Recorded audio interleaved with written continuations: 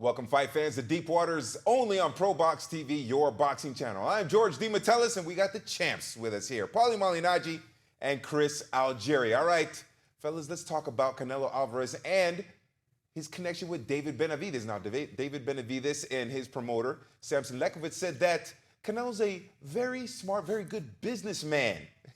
Chris is laughing the minute I said that there. 100 instead of... When talking about the fight against Benavidez for $150 or $200 million, Chris, you got the smile on your face the minute I said that. What were you thinking there when Samson made that statement? Thinking the same thing I was thinking. For the very first time I saw that number, I was like, oh man, we're never gonna get this fight. But then I was like, wait a second, we're in a different era now. We're in the Saudi era. These kind of fights that we couldn't make are getting made. The kind of money that's getting moved around hasn't been seen before this, until now. So with Canelo, Canelo's smart, man. He's a very, very smart businessman. Yes, he's an excellent fighter. Yes, he's been around forever and fighting champions for the past decade and a half. But in terms of the way that he's been able to move, especially recently, no one tells him what to do. No promoter tells him what to do. He does what he wants. He's got the law team, the legal team to back everything. He gets around his contracts the way that I've never seen anyone be able to do. And he is the face of boxing. He's taking control. He's taking the lead. And for him to plant this seed and throw it out into the universe, basically saying, hey, if there's a promoter out there that could put up 150 to 200 million, wink, wink, we can make this fight happen. So I think Lekovitz is seeing that same thing, because that's what I thought. I saw that number, I was like, oh, no way. Then I was like, oh, maybe this can happen. Now, Lekovitz, who was saying all the things he was saying, is like, oh, wait, actually, my guy can make money off this too. So I think everyone's is understanding where they're at. Maybe Canelo was ahead of the game, planting that seed, putting it out there. And now Benavidez can recoup on some of that as well, with Lekovitz can make the right deal. So Benavidez kind of backing off in terms of any kind of maybe hostility toward Canelo there. Paulie, is it you catch more beads with honey than vinegar when it comes to the change in attitude from the Benavidez side? So no, they could get this money? I don't think so. I think in the end, the Benavidez are going to kick themselves in the ass for kissing this guy's ass so much, and because in the end, I don't think he's going to fight them. To quote the $1 Million Man, Ted DiBiase, for anybody old enough to remember Ted DiBiase, the $1 Million Man, everybody has a price. Yeah. So even Canelo exposed that as well. I mean, if that sentence of him saying, I wouldn't fight him, but if you give me this much money, I'll fight him. If that's not saying that's an outright duck, I don't know what is. I mean, he basically admitted to you he's ducking him. But, if you pay me enough money, I'll let him run me over like a train, that he probably will. You know what I mean? So I've been telling you if this fight happens, he runs him over like a train. And I still think he runs him over like a train. And basically by Canelo saying that, he knows he gets run over like a train as well. I mean, do I have to break down to the nitty-gritty? It's kind of obvious, right? You kind of read through the lines of what he's saying. Looking for that extra money, of course. If you're going to get run over by a train, it might as well do it for $150 million, right? So, or 200 maybe. Yeah, or 200 million. But I am also of the opinion that the Saudis love the heavyweight division and they love the bigger weight classes. Now, Canelo, there's no bigger star in boxing, and you have to admit that. Canelo, AJ, those are the big stars in boxing. The Saudis already have AJ. Would they love to have the other big star in boxing, Canelo, and bring him over to Saudi Arabia? It's possible. It's a big ego push and all this other stuff. And they have the money to do it. So Canelo, you know what? If you think about it from the star power, the Saudis can say, you know what? We have the biggest star in boxing in AJ. We want Canelo as well. But if you talk about it from their love for the boxing weight classes that they like to follow, the heavyweight division and maybe light heavyweight is what they're focusing on right now, or cruiserweight. It doesn't seem like Canelo is physically big enough. These guys like the big men, and that's sort of what they've paid for to this point.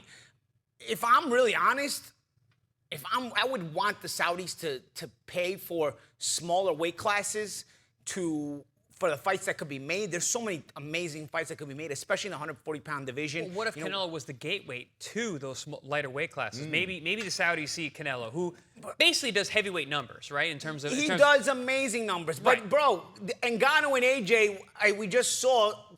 What they sell, 4,500 pay-per-views in the U.S.? Yeah, because we don't care about that fight. That's what I'm saying. So they don't care about even changing the time of pay-per-view times just to make it more palpable for the U.S. audience to buy the pay-per-view. These guys piss money away. They don't care. So it's not about money. It's about ego. But not even money. So when I meant numbers, I don't necessarily mean dollar amounts. I mean eyes. And Canelo, he's a very popular guy. He moves things. He can move the world. And I think maybe even with the heavyweights, And they can't just be doing it because they like to see big guys fight.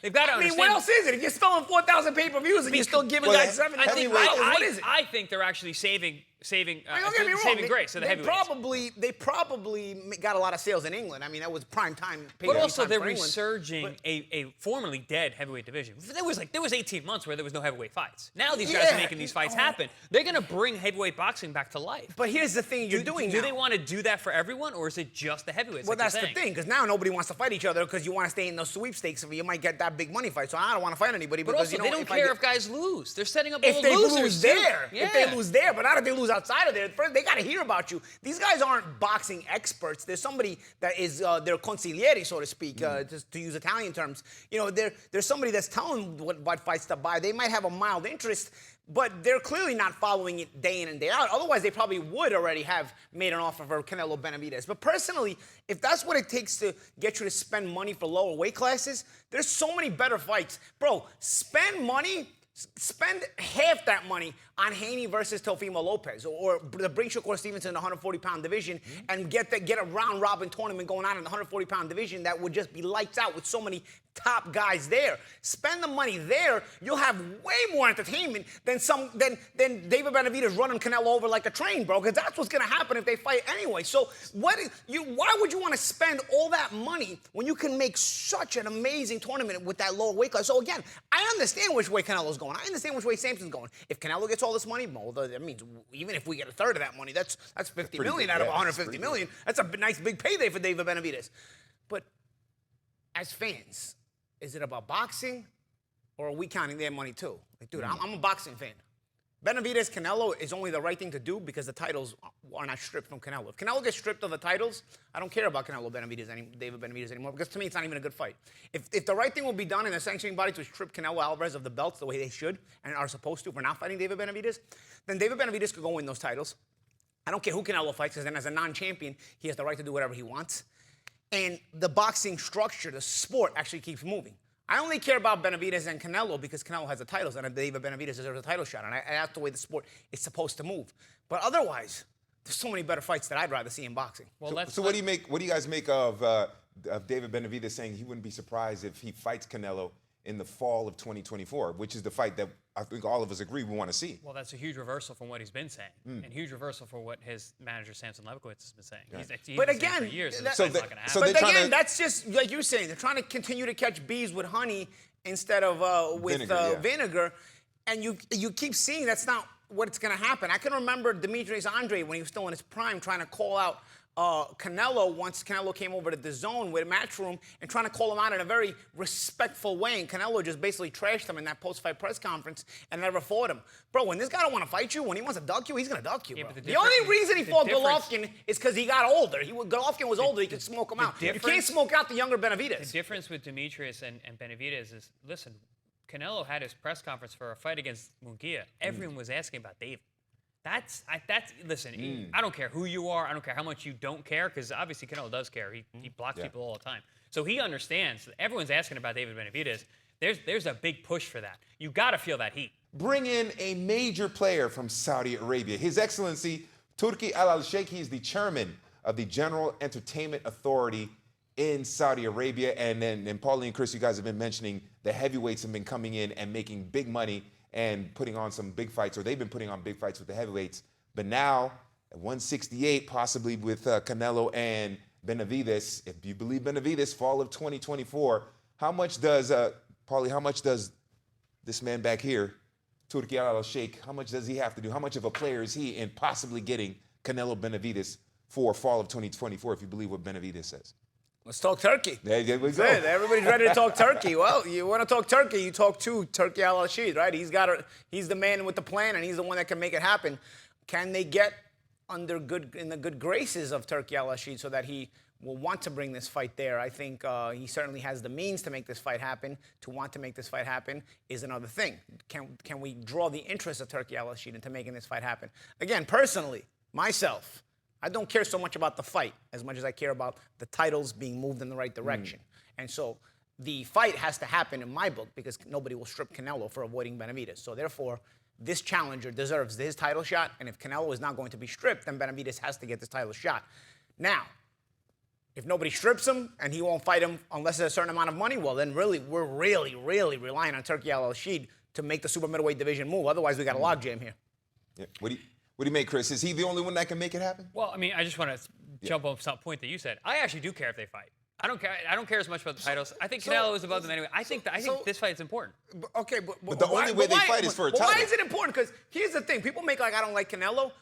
It's not that important to me to watch Canelo get beat like a rag doll all over the ring. It's not that important to me, bro. And that's what's going to happen if he fights David Benavidez. So the only reason that we really interest you is that you have to see that. I don't care to see Canelo get beat up like that. It doesn't really. I'm not saying he gets beat up, but I think he gets hammered. Okay, but regardless. So if David Benavidez wins the fight, that's my point. I think David's going to be the next star, as Canelo has to do what great Mexican legends do. They fight the next guy. They all do that. I want that. I think that's important for the legacy of the sport, for the legacy of the Mexican. That's the problem. Why do we have to care more than problem. Canelo, though? But Canelo, you know what Canelo does care about?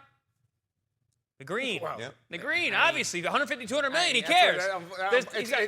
In life, there's everything 200 is about million, that now. there's 200 million thoughts about caring for that fight now. So, okay, listen, we make that fight. However we make that fight happen, I think it's important for that fight to happen. I really do. I think David Benavidez has that star quality to be the next face of boxing. And beating Canelo, I think, really matters. Listen, Canelo got lost to Mayweather, still became the guy. He was already the guy before. They weren't mentioning Canelo. Like, boxing also has a habit of just trying to crown guys before they become anything. I can remember working at Showtime and seeing Saul. He wasn't Canelo. Saul Alvarez is one of the possible opponents for Mayweather. I remember thinking, what the hell is this guy? Like, it was like top contender on a list of possible Mayweather opponents. And then this guy that I never heard of in my life. I mean, who is this guy? Where'd they bring this guy's name out of? You know what I mean? That's what it was. It was funny when he was actually Saul. HBO before He was in Ring Magazine as Saul. They had a big spread. And he fought Leonardo Tyner, a former sparring partner of mine. And I remember going, I actually sparred with Canelo. I walked in, I go, oh, that's Saul Alvarez. He wasn't Canelo yet. And we sparred in Las Vegas. And then after that, the next thing I know, I see him in a picture in a Ferrari. And I'm like, oh, wow, okay. I mean, he got there and everything. It was just like, boxing loves to put the cart ahead of the horse, though. You make the star first. But guess what? They weren't wrong. Let's try to get him there. They weren't wrong. I mean, you got to get a few decisions you don't deserve. Yeah, you're never wrong when you stack the deck, of course. You know what I mean, he lost a couple too, so. Yeah, exactly. He lost a couple, but he should have lost probably a few more too. But when you stack the deck, you can put the cart ahead of the horse because you're writing the script and then making it happen. So you guys, is he the major power broker here to get this fight to happen? Absolutely, he's the major power There's a broker. reason that Canelo threw that idea out there. Yeah. It was direct. When we said if there's a promoter out there, he was speaking to Turkey. Right. He was speaking to Turkey, and that's obvious because the amount of money that he's throwing out there, we haven't seen in quite some time. We're looking at Pacquiao Mayweather numbers. We're looking at Mayweather McGregor, which that was a sideshow. We're getting a lot of other fan base into it. This is a very different situation. Listen, we've been able to do those numbers before. 150, 200 million.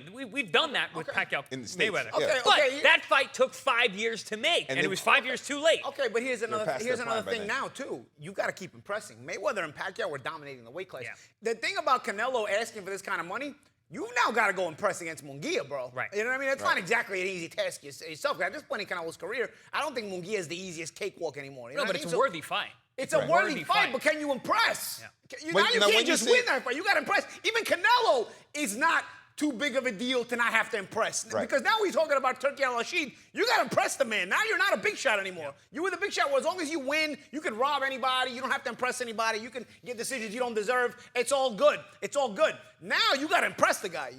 Because Turki al-Sheikh may be convinced to buy this fight, but now you got to actually put up a performance on May 4th to make Turki al-Sheikh say, you know what? Maybe I want this fight. Is that realistic for Canelo when you consider Munguia's younger, is undefeated, he's a very strong fighter, listen, and it's Canelo, it's a fun fight. I think for the Mexicans, it's a fun fight especially, but I think even for boxing fans, Munguia is never in a bad fight. No.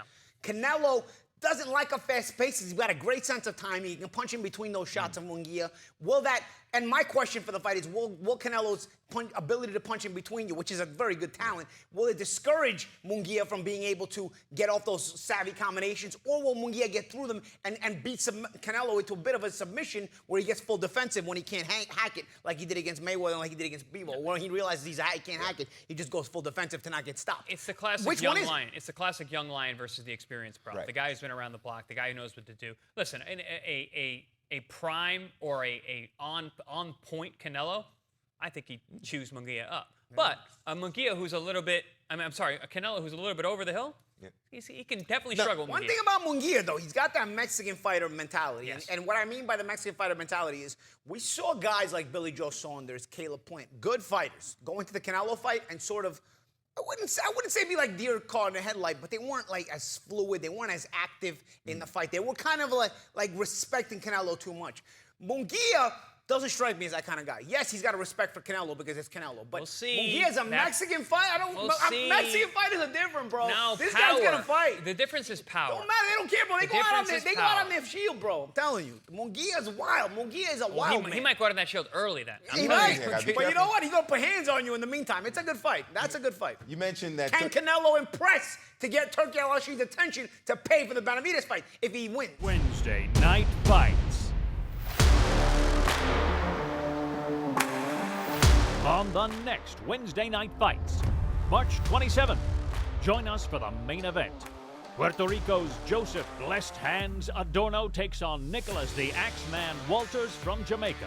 Live from the ProBox Event Center in Plant City. Get your tickets at proboxtv.com or take your chances at the door. Wednesday night fights. A couple Islanders there in the main event, Wednesday night fights, March 27th here on ProBox TV. All right, Chris, what were you going to say before we went to break? Well, you guys maybe had me thinking about some things, and this thought came to mind. And we've seen this in the past before. Sometimes a subpar performance gets you the fight you want. This has happened to me. I've had some tough fights, and then the next fight, all of a sudden I get the next fight. I get the fight that I wanted to fight. I get the guy I want. So what happens now? Because we kept saying, like, oh, well, does David Benavidez have to perform? Yeah, of course he does. Or wait, does he? What if he has a subpar performance? What if he looks beatable? Does that then get him the fight? Does that help to get him the fight? Does that keep him in? I personally think, I'm being optimistic again. I actually think this fight's gonna happen once again. I was away from it for a while. Now I'm back. I'm back on the Benavidez Canelo train. Because I think either way, I think if he looks good, there's an argument for it, especially if there's $200 million in the bank. If he doesn't look good, there's another argument for it. All right, let's get the fight. Let's get it done now. Interesting. So Canelo, either way, if Benavidez doesn't look good, Canelo might be thinking, okay, I could beat him. But if he looks good, he's like, okay, then this is gonna jack up the price of the fight. Interesting concept. All right. Well, we thought 2023. Well, we didn't think. We knew 2023 was a fantastic boxing calendar. And when you look at the fights lined up for 2024, it might be just as good. We have Zu Fundora coming up this weekend, and then Haney Garcia. Look at the May lineup between Canelo and the monster Inoue, Lomachenko, Kambosos. Obviously, the undisputed heavyweight bout between Fury and Usyk. June, a couple of good ones. Undisputed light heavyweight, Beterbiev, Bam Rodriguez. I mean, Paulie, 2024 from March to June is looking fantastic. Yeah, the big names, man. The big names are out and in full force on that schedule. I don't think every single one of those fights is a terrific, great, crazy fight. A lot of them are, though. And even the ones that aren't still feature some of the bigger names and some of the popular names. And it's a full schedule. And, you know, as boxing fans, it doesn't take a lot for us boxing fans to be impressed. We just need the big stars to just fight. They don't even necessarily have to fight each other. That wasn't impressive? And most of the time, they don't. But you know what? A schedule like that, you know what? Some of these guys are fighting each other. It's not the whole schedule. Some of those fights on there are just names fighting, you know, a guy they were gonna beat easily. But some of those fights are also pretty good, man. I like Bam and Gallo Estrada. You know, it's not till the end of it, but I really like that fight.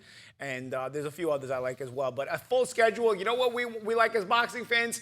A weekend where we can watch boxing. That's all that impresses us. Champ, Give us a weekend we can watch boxing. We got a full schedule for the next few months. Boxing fans, enjoy. Champ, let's not get greedy. We had a good last year. We got a good year starting now. I'm gonna keep this going. 2 years ago, we had a great first half of the year and then nothing, and then it died out. And then last year we had a great year beginning to end. This year we're having a great, obviously, first half of the year. So hopefully we can keep this up.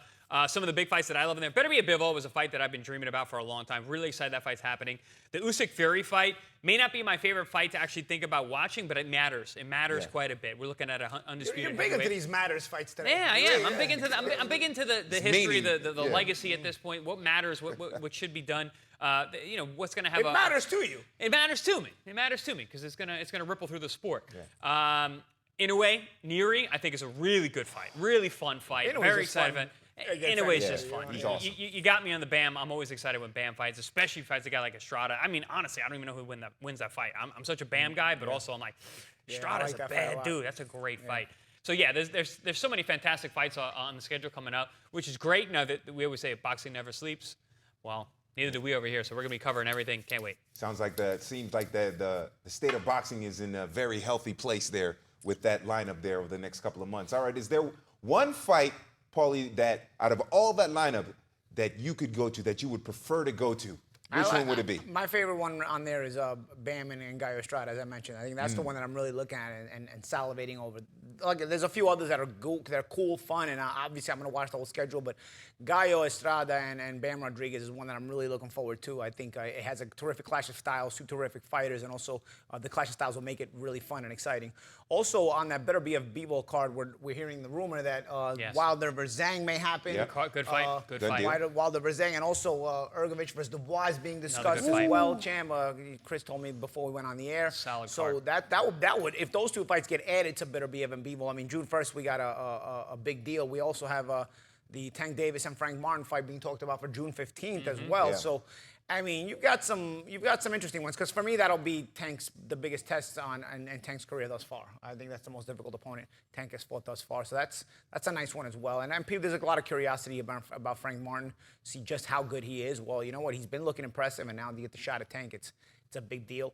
Terrific schedule. Like I said, I don't think they're all super fights, but all the stars are out in full force. They're fighting, and you know what? They're all out there, man. All right. Which one would you go to, Chris? And then afterwards, Paulie, which one would you pay to see? But Chris, go ahead. Which one would you like to go to live first? All right, so I got a couple different ideas here. So I would watch Better Be a Bivol in a closet. I don't care. I just want to watch that fight. I want to see from a technical aspect how those guys line up with each other, what their strategy is going to be. I want to watch that literally under a microscope, that fight. I don't care if I'm there for that fight, even though it's a great card. Usyk Fury, I think historically would be a great fight to go to. It's in Saudi too. That I've never been. I think that'd be cool. But honestly, this is my third one, man. This is or maybe my first one that I want to go to. Canelo Munguia. That is going to be Mexico. The fight week is going to be bananas. It is going to be off the wall. They're going to have the mariachi bands on both sides. It's going to be great. The Mexican fans are awesome. Fight weeks whenever Canelo fights, especially if there's a reason for them to come out like they're going to for this. I mean, I think it's going to be lights out, that one. And also, it's a good fight. I think it's a very fun fight. I think it's a very winnable fight for Canelo at this stage of his career. But Munguia is going to push him. And I keep saying that. I think he's going to push him in ways we haven't seen in a long time. But yeah, that fight week is going to be a lot of fun. All right, Paulie, which one would you go to? Would you pay to see? Is it Bam and Estrada? I've been to Canelo and Mayweather fights. Too many casuals for my liking. It's too hectic. It's fun, but it gets really, really hectic. I've been there, done that. You talk about the Mexican fan base and how fun they are. I would go to Bam and Estrada, because now you're going to get the hardcore Mexican fan base at that one. So you're going to get the real boxing fans, the ones you want to be want to, the casuals can be fun, but it gets a little overwhelming at times. But no casuals at a fight like Bam versus Estrada. You get the hardcore Mexican boxing fans. Everybody's looking forward to it. That's the fight I would want to pay for to be at. Chris, real quickly, which one would you pay for? If I'm paying, it's better be Evan Bivol, and I want to be in my own room, like locked away from no one can talk to me. Let me watch the fight on my own. I got my own seat. I got my own box. That's it. Let me watch the fight in silence, please. Take care, everyone. That does it for Deep Waters here on ProBox TV.